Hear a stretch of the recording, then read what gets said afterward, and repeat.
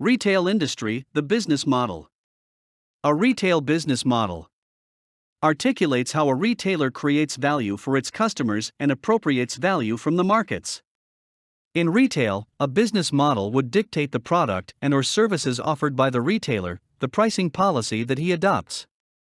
Many different types of retail establishments exist, and the overall industry has seen a significant blurring of the boundaries that separated the wide range of retail businesses. Understand the key business models adopted by the retail industry. Understand the distinctive ways that retail industry players use to reach to the end consumer.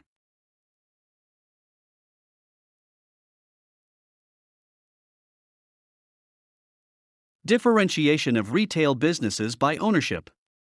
A retail business, like any other type of business, can be owned by different types of entities.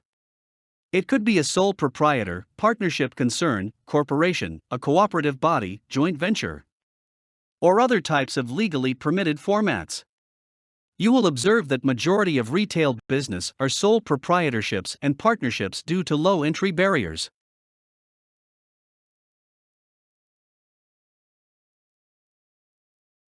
Every business has its distinctive way of organizing the very many activities that are involved in delivering its product or service to the end consumer. A retail business model articulates how a retailer creates value for its customers and appropriates value from the markets. Let us look at the main types of business models that exist in the retail industry. In retail parlance, one would term it as the format adopted by the retailer to reach his end consumer. Retail enterprises can be either independently owned or operated, or part of a chain. Chains may all be owned by a single company, and the individual stores may be franchises that are independently owned by a small business person. Many different types of retail establishments exist. The overall industry has seen a significant blurring of the boundaries that had long separated the wide range of companies operating under the retail umbrella.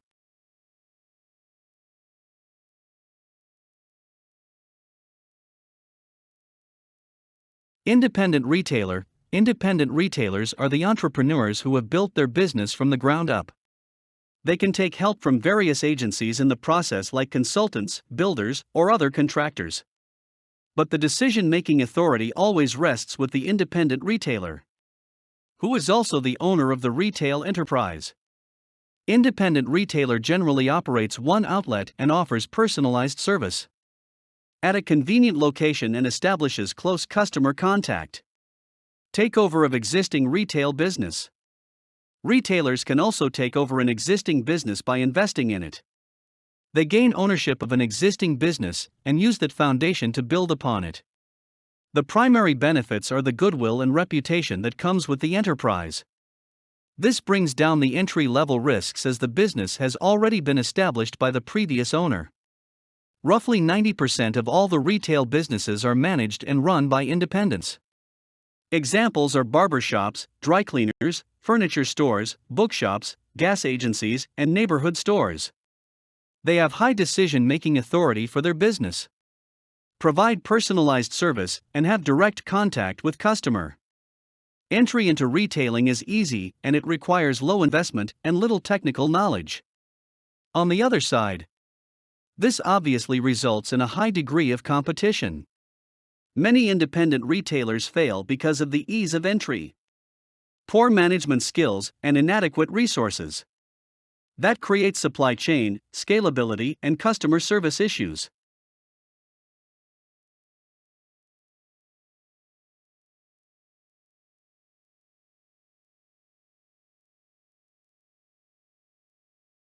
Another model used in retail industry is retail chain. This business model involves common ownership of multiple units, where the purchasing and decision-making is centralized. It can be defined as a group of two or more stores whose activities are determined and coordinated by a single management group. Stores that are part of a chain often rely on specialization, standardization, and elaborate control systems. Retail chains are able to serve a large dispersed target market and maintain a brand name for their chain. Chain stores have the opportunity to take advantage of economies of scale in buying and selling goods. They can maintain their prices, thus increasing their margins, or they can cut prices and attract greater sales volume. Examples of retail chains in India are Shoppers Stop, Westside, and IOC, convenience stores at select petrol filling stations. Due to scale, their cost of operations is higher, and they need to spend a lot to maintain control and prevent leakage of inventory and cash. To maintain consistent customer experience across all of their stores, these stores generally stock only products with significantly large sales. As they grow, they need to make a balance between their offerings, low-cost goods vs specialized unique products.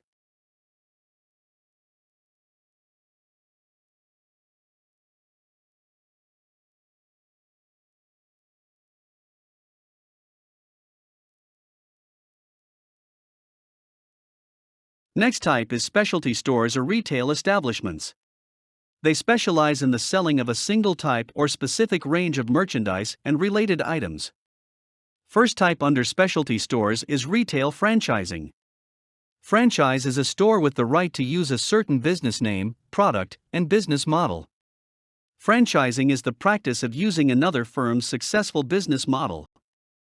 The word franchise is of Anglo-French derivation from franc, meaning free, and is used both as a noun and as a transitive verb. For the franchisor, the franchise is an alternative to building chain stores to distribute goods that avoids the investments and liability of a chain. The franchisor's success depends on the success of the franchisees. The franchisee is said to have a greater incentive than a direct employee, because he or she has a direct stake in the business. The franchisee receives marketing, support, and training from the franchisor in order to lay the foundation, use the trusted business strategies, and drive economies of scale in buying and selling.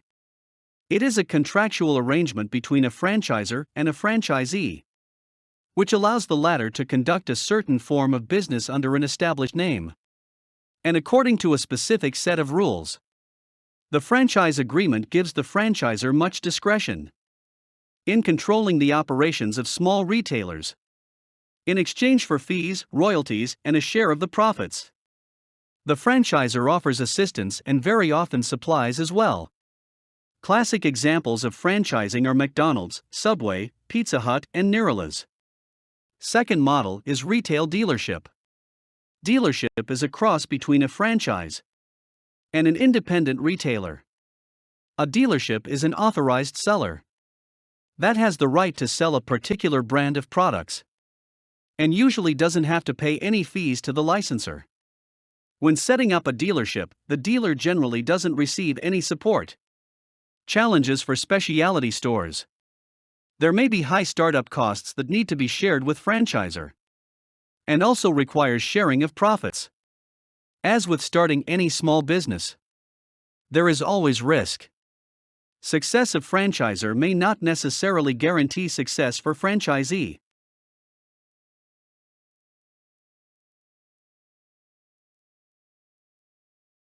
Next type is network marketing.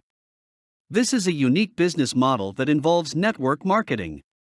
This is a unique business model that involves not only selling a product, but also recruiting other salespeople to sell the same product. In this way, sales of the product depend entirely on the people in the network. Multi-level marketing, MLM, is a marketing strategy in which the sales force is compensated not only for sales they personally generate, but also for the sales of the other salespeople that they recruit. This recruited sales force is referred to as the participant's downline and can provide multiple levels of compensation. Other terms used for MLM include pyramid selling, network marketing, and referral marketing.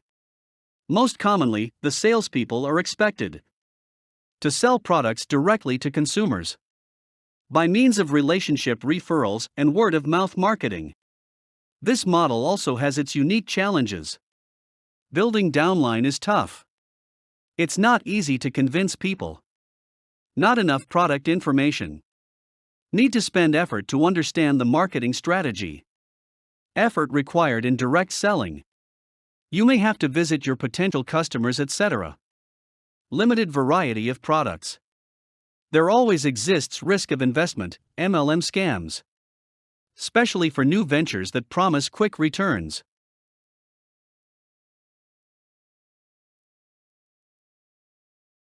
The last one is retail cooperatives. A retail cooperative is a group of independent retailers that have combined their financial resources and their expertise in order to effectively control their wholesaling needs. They share purchases, storage, shopping facilities, advertising planning, and other functions. The individual retailers retain their independence but agree on broad common policies. Amul is a typical example of a cooperative in India. Now let us discuss some advantages of this model. Cooperatives normally employ democratic decision-making processes. They can achieve economies of scale and can eliminate middlemen from the supply chain. Profits are distributed in an equitable manner among members. Some key disadvantages are: as cooperatives normally employ democratic decision-making processes, this more egalitarian approach can prove inefficient when conditions call for fast responses. Limited membership results in limited funding. Cooperatives can suffer from ineffective leadership due to a variety of reasons. Managing committee may not have the required managerial skills. Individual accountability and motivation could be another challenge.